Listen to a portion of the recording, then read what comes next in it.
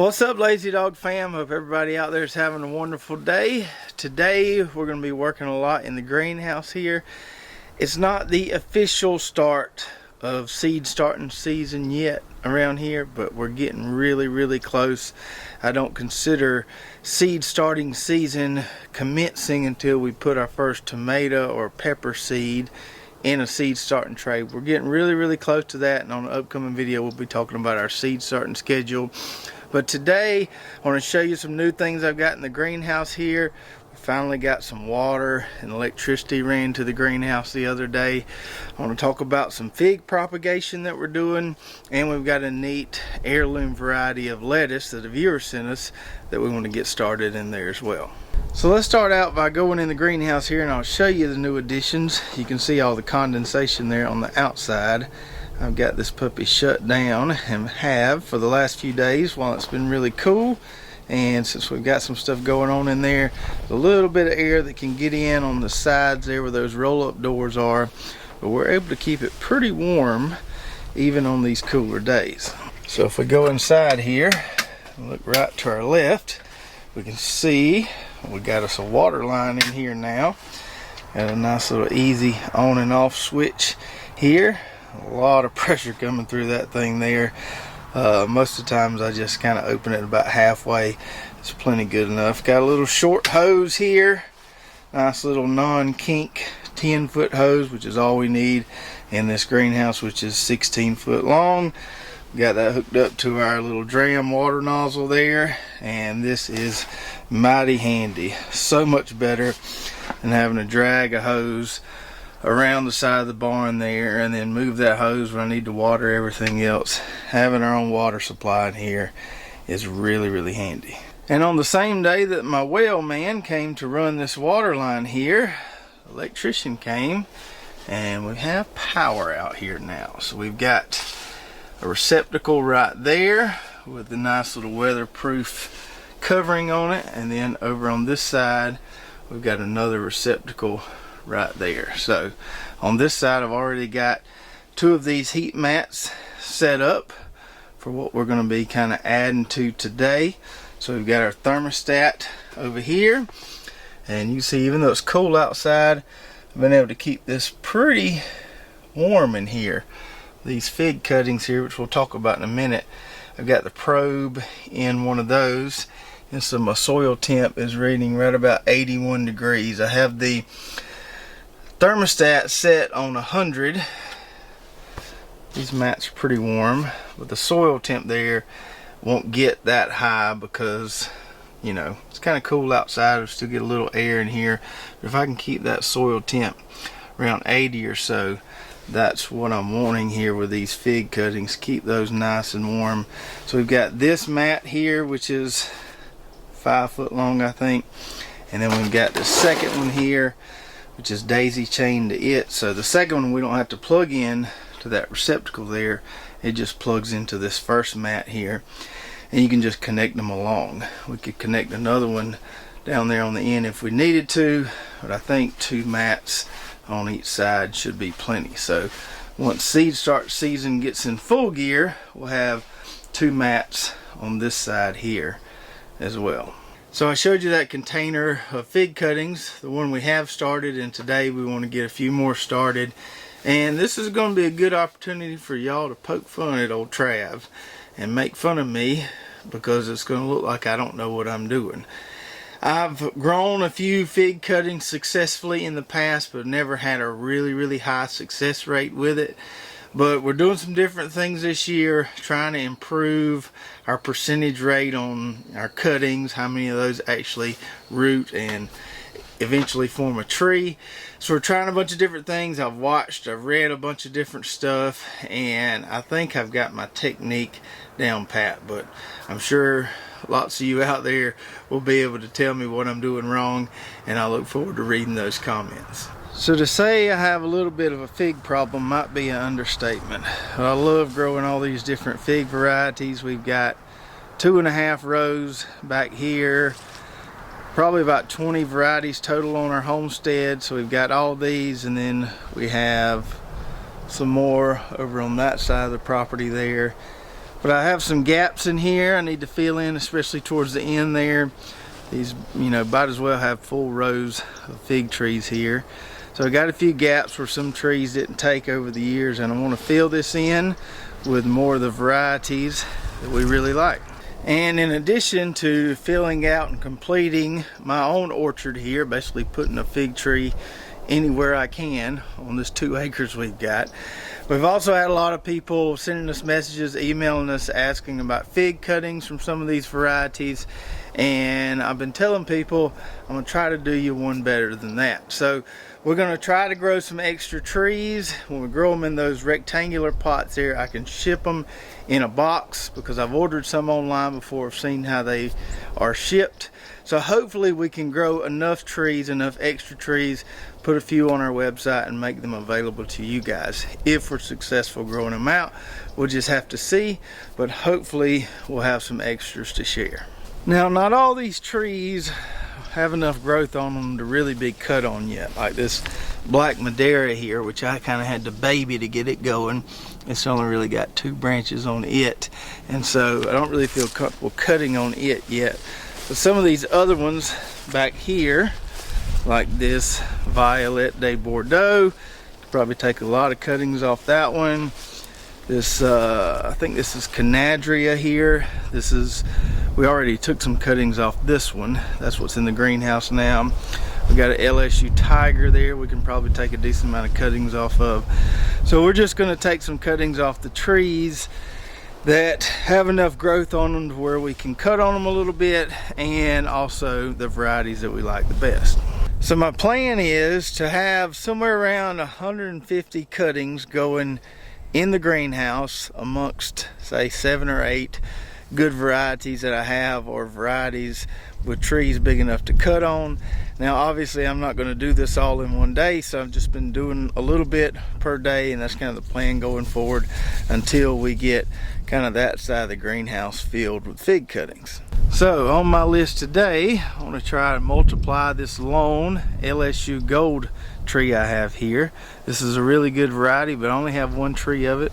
This one's been here I think 3 years so far, so it's got plenty of new growth on it there we can cut on, and so I can fit 16 cuttings in one of those tree pot holders, so I need to find 16 good pieces here. So we can kind of tell by the color of the wood here what's new growth and what's old growth. The new growth looks more brown, whereas the old growth looks more kind of gray. So this looks like all new growth here, and so we can take a piece like this and cut it up into several different pieces and make several different cuttings there to get our 16. And I want all these cuttings to be about 10 to 12 inches long. Those pots are I think 9 inches tall, so I want to be able to get the cutting down into that pot good. So that's why my cuttings are going to be 10 to 12 inches long or so. So we'll start off here at the top, take one right there, and then we'll take another one right there, and we'll take one more right there. And I've got me a little pitcher of water here. Once I cut them, I like to sit them in there so they don't dry out too much. We'll just leave them sitting in there until we stick them in some soil in a minute. Alright, so we got 16 cuttings there from that LSU Gold tree. Now back to the greenhouse. So as is the case with everything, especially when it comes to gardening, depending on who you're watching, who you're listening to, you may hear 10 different ways to do the same thing. So some of these steps that we're going to be taking today as far as getting these fig cuttings rooted, you may find, or you may have found, that those steps weren't necessary for you. But we're going to try everything we can to be successful, and once we get the hang of this, then we can do some testing and see which of these steps aren't completely necessary. But we're going to do everything. We're going to do every step I've seen online or on video, and then as we get better at this, we may back off some of those steps if we find some of them aren't necessary. Okay, so let's start off with our containers here, and you can start fig cuttings in just about any container you can find. You could do it in an old country crock plastic container if you wanted to, But we're using these things here, these kind of long rectangular pots called tree pots, and I got these and the holders online from Greenhouse Megastore. And the reason I went with these is they do help you save a little space because they're tall. You can stack them in there tight like we see there. And if we do grow enough to be able to ship a few, I can ship these tall rectangular containers much better than I can ship a round container. So that's why we went with the tree pots here. So on Greenhouse Megastore's site, if you find these tree pots here, then you'll also usually see recommended these little tree pot holders here. These things have holes in the bottom so things can drain, and each one of these little holders here holds 16 of these 4x9 tree pots. So it works out pretty well. We can grow 16 fig trees hopefully in a pretty small footprint there. So the first thing we need to do is put some soil in these tree pots. Now what I have here is the Sun Grow seed starting mix. I also have a bale of the Pro Mix BX with mycorrhiza over there I got from a buddy's nursery the other day. They're pretty similar. I like both of them.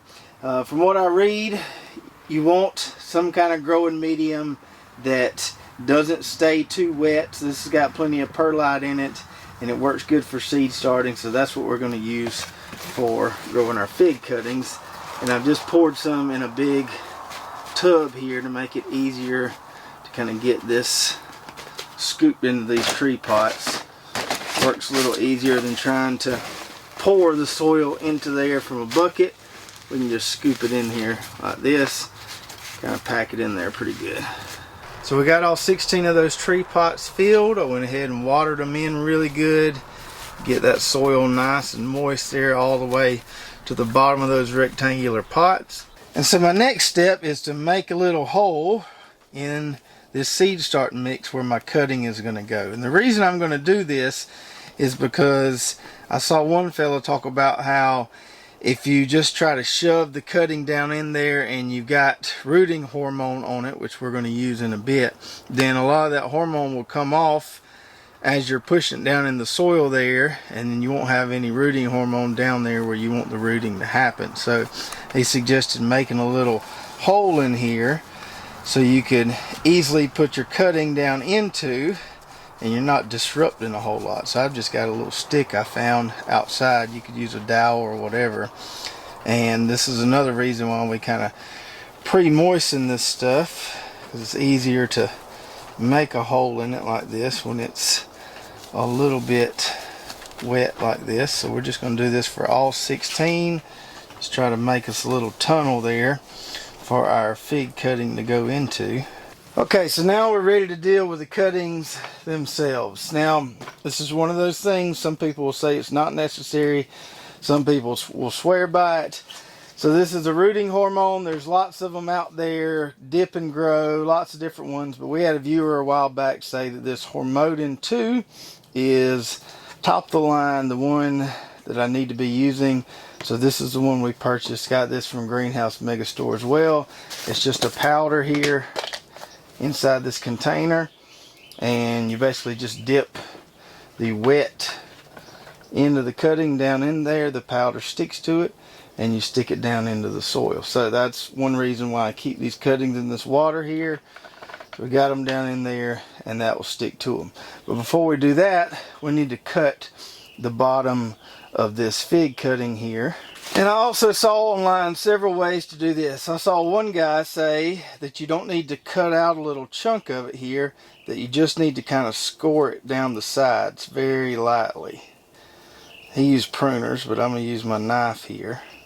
So just kind of lightly score it like that. But then some people swear that you need to shave a little bit of that bark off there, about like that. And so I'm doing both. I've scored it down the sides, and I've also got a little chunk or a little piece of that bark cut off right there. Now that we've got that, it's wet. We're going to stick it down into our rooting hormone here. You can see got a nice coating on it there. I'll bump off that excess, and then we just put it down in the hole we made in our tree pot there. Now another thing you'll see people recommending is wrapping the top with wax to keep it from drying out. Now these here, these kind of end pieces where you see all these buds at the top, I haven't been wrapping those because that's not cut at the top. You really don't have any exposed wood there. I don't think those are going to dry out that much.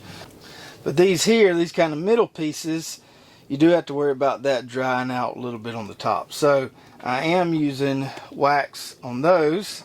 I've got me a little roll of it here. You can get it in these rolls, kind of like tape. And so we're just going to kind of wrap those a little bit just at the top there. And supposedly that'll keep that from drying out. So we've got that wrapped. And then we'll do the same process that we did with the one before. We'll score it a few times. Cut out a little piece here on the bottom. Dip it in our rooting hormone. Shake it off. And then it's ready to go in the pot. And that's hopefully how we go from stick to fig tree here in a couple months. So as I mentioned earlier, there's quite a few different ways you'll see people doing this. Some people say the rooting hormone isn't necessary at all. Some people swear by it. Some people say wrapping the top with wax is not necessary. Some people swear by it. Everybody seems to agree that you got to cut the bottom to some extent. Some people are scoring it. Some people are cutting out a little chunk. Just depends on who you watch and who you listen to. Now the two consistent things I've heard or read is that you got to have some heat and you don't want to keep them too wet. So you can't just put these things outside in your yard with the cold winter temperatures and expect them to really do anything. And you also want to be careful not watering them too much. And I think I may be guilty of doing that in the past. So we've got the heat here with our heat mats. Now I have to be careful opening up these doors too much, and I try not to come in here unless I absolutely need to. You can see just by opening the door a few times while shooting this video, our soil temp here on these trees went from 81 down to 73. So if I can keep this door shut in here, I can keep it a lot warmer, holding the heat in here nice like that. And I could put a electric heater in here if I wanted to, but I'm gonna try not to do that. Just gonna try to keep it warm enough just by not coming in here, keeping all the windows closed, and I think I can accomplish that. And then as far as the moisture goes, with this one that I did, I don't know, 4 or 5 days ago now, I have found that it's not really drying out a whole lot. I think I've only watered it once since I started these, and still feels pretty moist there. So I'm trying to be really careful not over watering it. We've got a good seed start mix that drains well. We've got holes in the bottom of that pan there that will drain and keep it from getting too wet.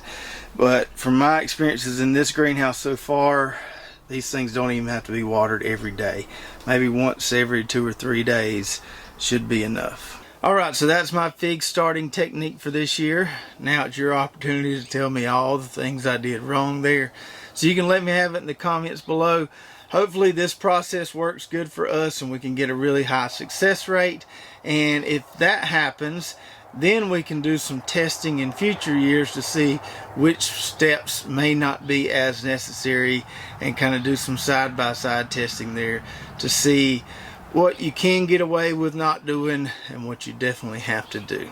And now for the lettuce. So we have this tray of lettuce here, probably needs a little fertilizer on it. Some of those varieties that we've already grown this year, the Sparks, the Tropicana, Adriana.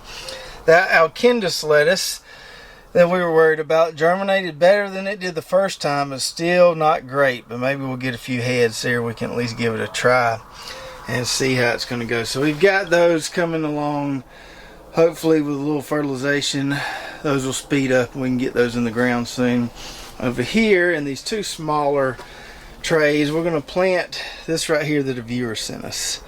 I don't know how to pronounce that. Yeticule, not really sure, but a variety of stem lettuce from Turkey. Don't want it to get too hot or it'll get bitter. So we've got some Turkish lettuce here that we're going to plant.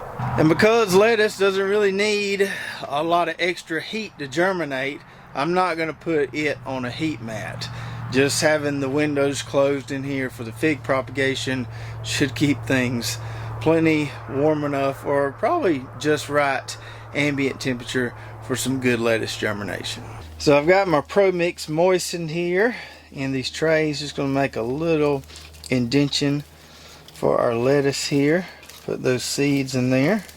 And unlike those other lettuce varieties we planted, this is an heirloom, so we're not working with pelleted seeds here. We're working with these tiny little lettuce seeds.